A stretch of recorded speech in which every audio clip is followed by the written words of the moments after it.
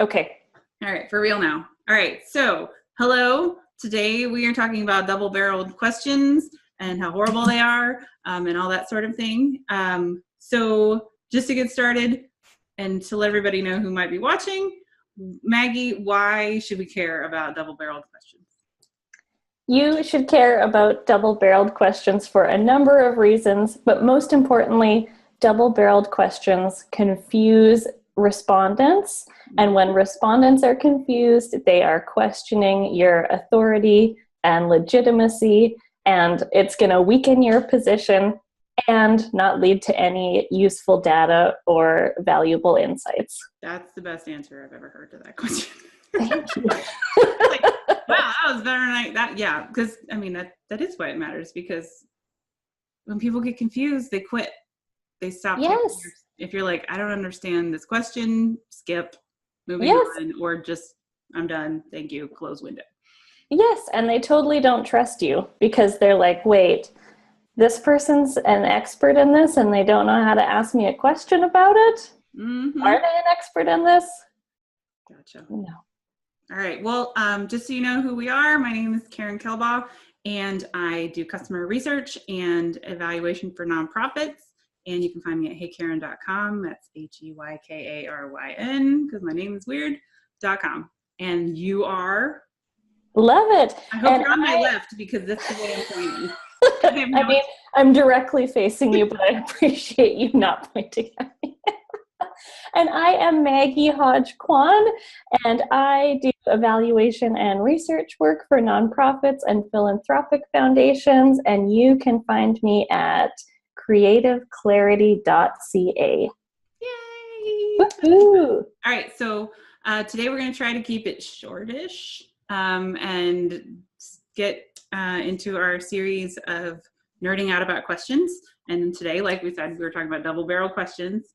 And so let's just talk about defining what is a double-barreled question. Like, to me, it is when you are asking more than one question, but you're trying to jam it into one question. Like, what's your favorite color? And do you like strawberries? Like, yes.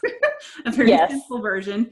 But they can be a lot sneakier too, where you don't really think it's a double-barreled question, but you had a really good example, like when you're trying to connect two ideas together that don't necessarily go together.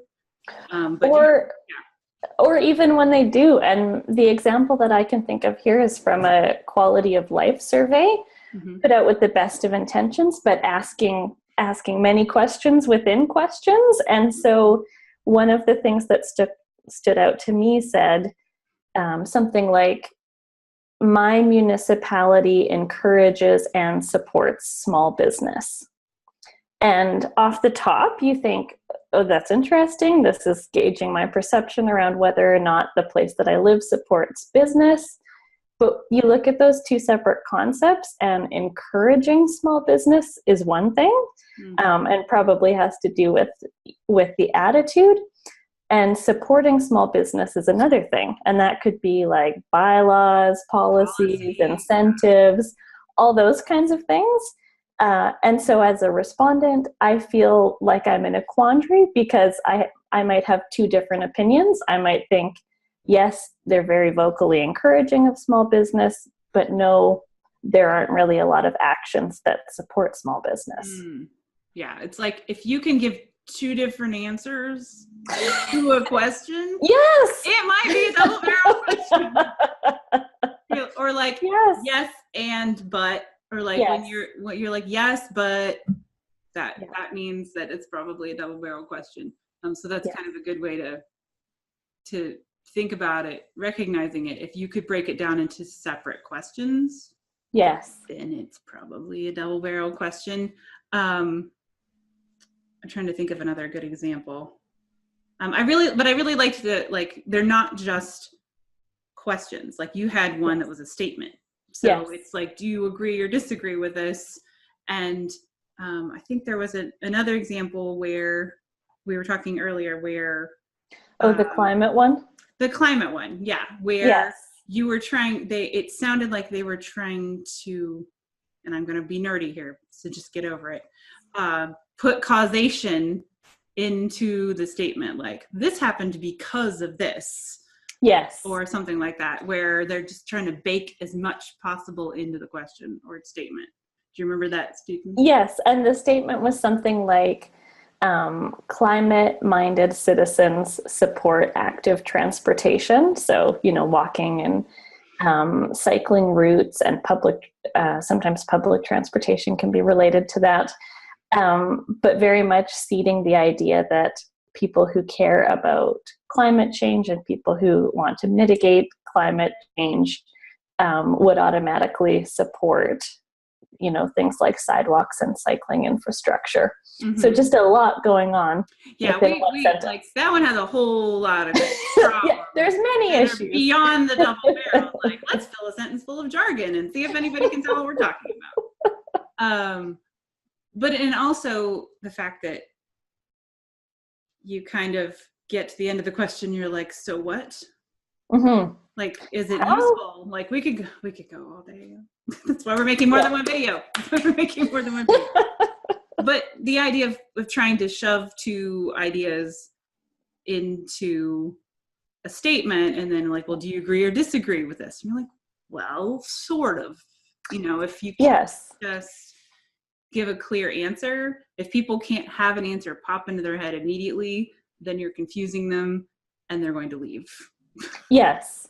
So. Yes, because that's the kind of, Karyn, I think you know this probably better than anyone, but in a survey specifically, you want the experience to be as easy as possible for people. You want them to, you want to use plain language so that people understand what you're asking, and you want them to be able to respond without, having to take 10 minutes to think about exactly what's being asked and what their best response is.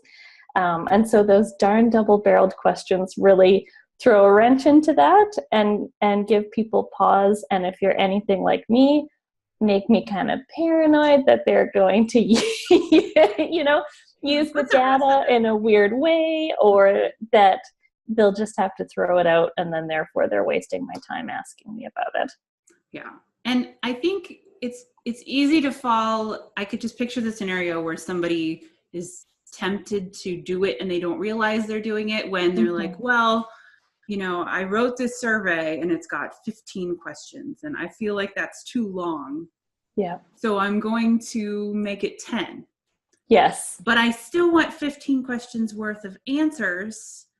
So instead of actually narrowing down their questions based on the best questions, they just combine them. And you're like, well, these two are kind of similar. I'll ask this in one question.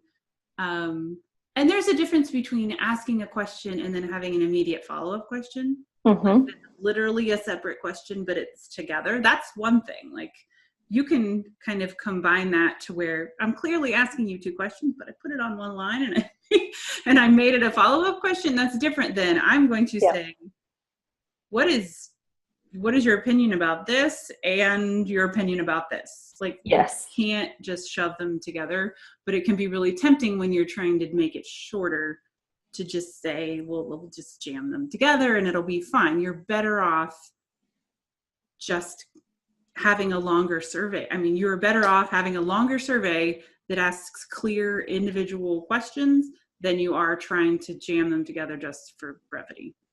Absolutely. And so, hypothetically, a grocery store wants to know what its customers are buying. And let's just ignore for now the fact that, of course, they would know because they have all the sales data. Yeah. But, say that they're thinking, okay, we only have 5 minutes of our customers' time. We need to ask, we need to cram in as much as we can. And so a customer gets a question that says, I buy apples and oranges, and the responses are always, frequently, sometimes, never.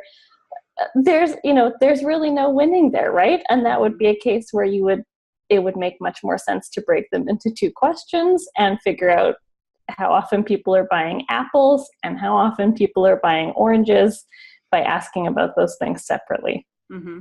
Or changing the whole context of the question, going, how often do you buy fruit? Love it. think outside the box. You're like, what are you, and you're going to hear us say this over and over again in every single video. So just start putting it in your head now. It matters why you're asking the question.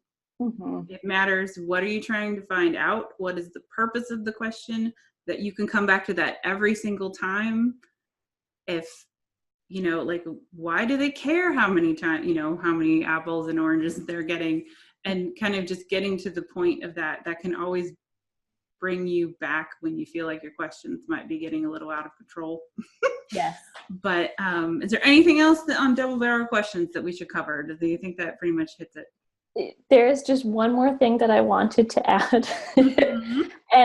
And that is that double-barreled questions, as you catch yourself writing them, are a really good opportunity to check your own attitudes and biases that you might be bringing into a piece of research. So as you know, as you're writing a survey, if you are that municipality and you're writing, you know, my municipality supports and encourages small businesses, that might be an opportunity to figure out, okay, am I just trying to find out as much information as possible within a small survey? Or as a survey writer, is my own belief sort of bleeding in here? And how could I take a look at this question and reword it so that it's asking one thing in an objective manner that isn't biased by the survey writer's experience or attitudes? Which totally touches on the topic that we are going to talk about in another video, which is leading questions, which is not going to be short. I'm just totally, there is so much to talk about with leading questions. But for now, thank you. That was awesome. Thank you for joining me and talking. Thank you. And so that's it for now for double barrel questions. But if you have any follow-up questions for us, wherever you are watching this video, just send us a comment or something, and we would be happy to get back to you on that. And if you found the content valuable, we accept exposure for payment, so you can click like or share it with anyone that you think would find it valuable. And if you want to follow along with our question series, you can subscribe to the YouTube channel or whatever page you are watching this on. There will be quite a few more. We're going to get into whether stuff like leading questions, and Maggie had a fabulous one, which we're totally going to do, which is developing the shortest, most effective survey. Yes. Which totally ties into today. And other fun stuff like when it's better to use an open-ended question versus a multiple choice question, and all kinds of other survey format stuff. So thank you very much, and we'll talk to you later. Bye. Bye. Thank you.